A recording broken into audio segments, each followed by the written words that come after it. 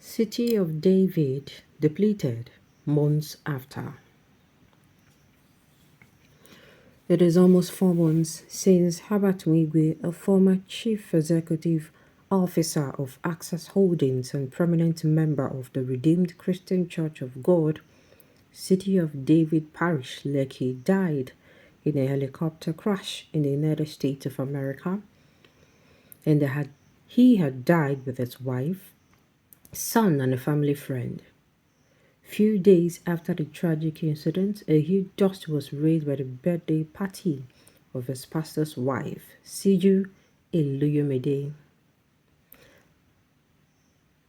Lade Sope, Ladiloku, and Chinyere Abezin went undercover to look at the development in the church since then.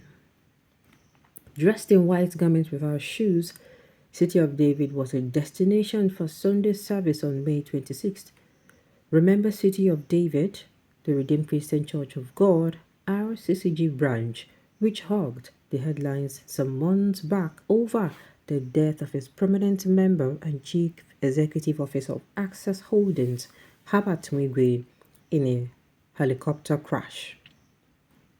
Recall that days after his death, the senior pastor of the parish, Idowu Eleyomide, had eulogized the late Wigwe, describing him as a major financer of the church. He revealed that he played crucial roles in building the church's 14-story edifice, Trinity Towers, set to cost over 12 billion naira. Controversy was, however, sparked when Pastor Siju Eluyomede, the wife of the senior pastor of the parish, held what some observers describe as a lavish sister's birthday party at the Echo Hotel and Suites, barely 9 days after the helicopter crash that terminated the lives of Wigwe, his wife, Doreen, and son, Chizzy. Specifically, some critics raised eyebrows over the invitation of the Agbabola crooner Chinedu Okoli, better known as Flavor Nabania, to perform at the 60th birthday celebration of a pastor's wife, and the timing of such an event. So almost 4 months after the death of the businessman, Sunday Telegraph reporters visited the Trinity Towers on Victoria Island, Lagos, to find out how the death of a man said to have contributed immensely to the erection of the imposing structure and the hue and cry that followed the pastor's wife party shortly after his death have impacted attendance in the church, among other developments. At about 8:30 a.m., this reporter was already in front of the Trinity Towers, the beautiful architectural masterpiece said to be the first three-tower building in Africa, as exquisitely dressed worshippers filed in. Expectedly, being in white garments without shoes, there was a challenge by the security guard on duty. "Do you know you are coming to Redeemed Church?" he queried. "Don't you allow members of other denominations to worship with you?" the reporter replied. "I am only doing my job," he explained. That was scene one, getting in. An usher who had shock written all over his face as he ran his eyes all over this reporter asked, "Where are your shoes?" "This is how I'm dressed," was the quick reply. He queried further, "You don't have shoes?" And the answer was in the affirmative, after which another member showed the way to the detail room, where the first set of worshippers for the day were treated to the high-octane performance of popular gospel singer Frank Edwards, whose delivery lesson worshippers teary-eyed, and a member rolling on the floor in worship of their Creator in an atmosphere soaked in praise and worship.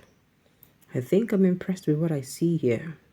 I wouldn't mind coming over and over again," this reporter told a church worker sitting beside him after responding to an altar call, indicating his readiness to give his life to Christ. "What you have seen is just the tip of the iceberg," the excited worker boasted. That laying the foundation to start a conversation around Wigwe'S death, the knocks that followed the pastor's wife's birthday celebration, and the impact on attendance of church members.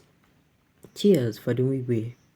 Just weeks before his death on February 9th, Wigwe had in a cryptic post on January 19 written on X platform, formerly known as Twitter, admonishing the living to appreciate life and make every moment count.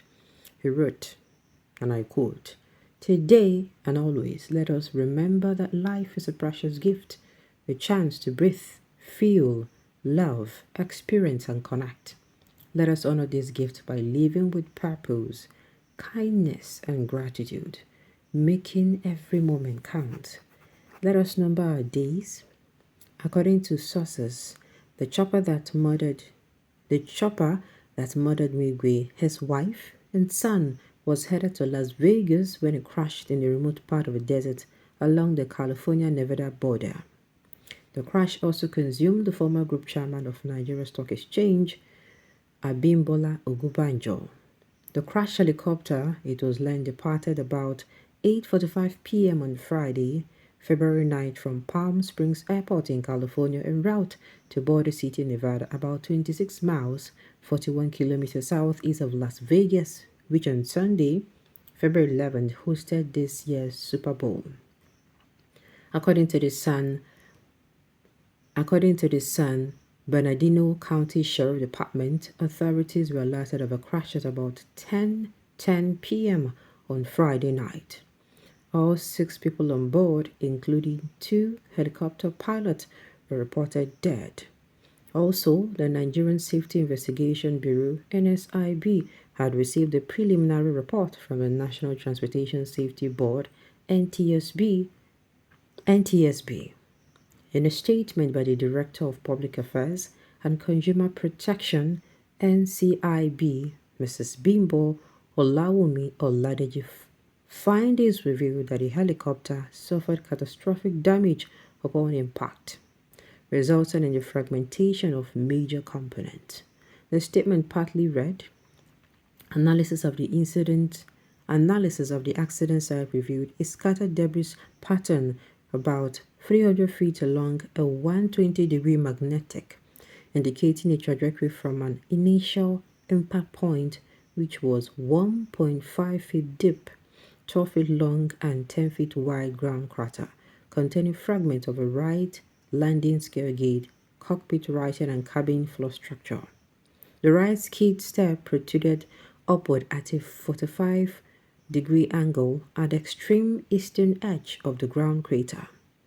All major helicopter components were identified at the accident site. The helicopter's fuselage was fragmented and the cockpit and cabin were destroyed. Some debris and vegetation displayed the thermal damage, indicative of the extent of the collision force. The flight control tubes and linkages leading up to the flight control service were fragmented and continuity could not be verified. All 3 pitch control links were attached to the swash plate and blade pitch change horns. Expressing delight at what he called an exhibition of the love of God, gospel singer Frank Etos could not hide as his joy as he briefly suspended his performance to shower encomiums on the parishioners for their huge financial sacrifice in putting up the Trinity to us.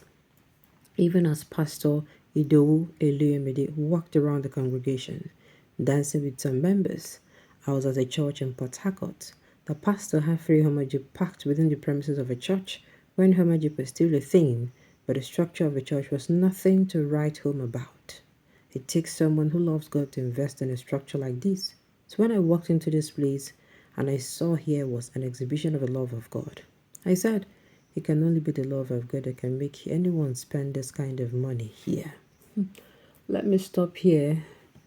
You're going to get the real gist later. Okay, on this note, you've come to the end of the news. So thank you for tuning in to listen until I come your way next time. Enjoy.